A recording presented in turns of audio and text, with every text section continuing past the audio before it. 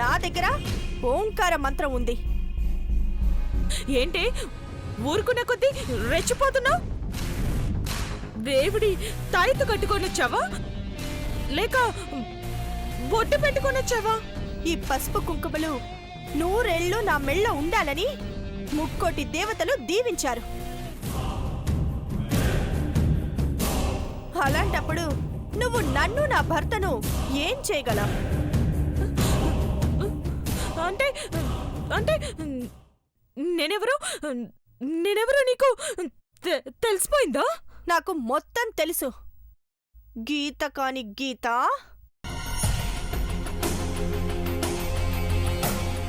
చనిపోయిన నువ్వు ప్రేతాత్మగా మారిన విషయం మామూలు మనిషిగా మాలో ఉంటూ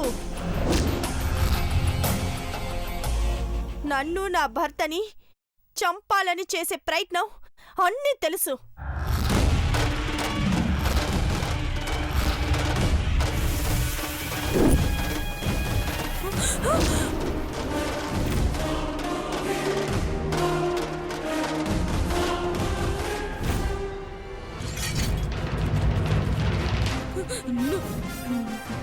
నువ్వా?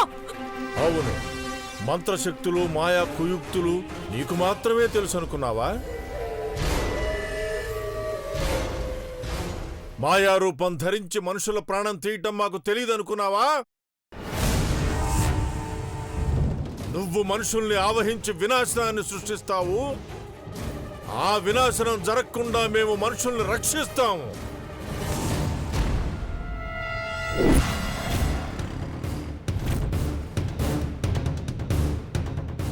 ఇవన్నీ అర్థం చేసుకోవడానికి నీకు విచక్షణ ఉంటే కదా, నువ్వు మనిషివైతే కదా.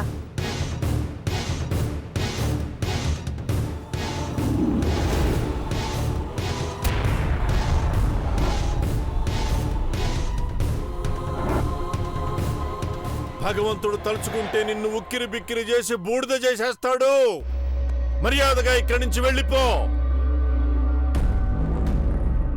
అర్జున్ని చంపి గాని నేనిక్కడి నుంచి వెళ్ళను.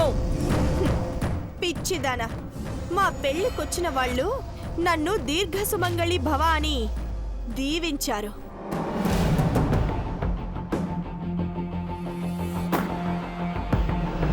అంటే నిన్ను 100 ఏళ్ళు సంతోషంగా కాపురం చెయ్యమని. ఏయ్, ఇప్పుడు నేను అనుభవిస్తుంది నరకం కాదా? అది దుర్మార్గం. దాన్ని అంతమొందించడం పెద్ద పనేమి కాదు.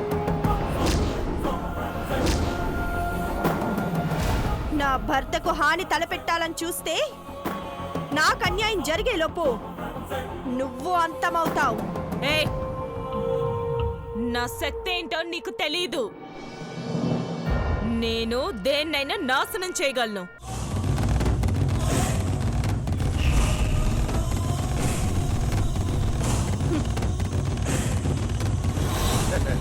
అవునా? అవును. అయితే ఏది?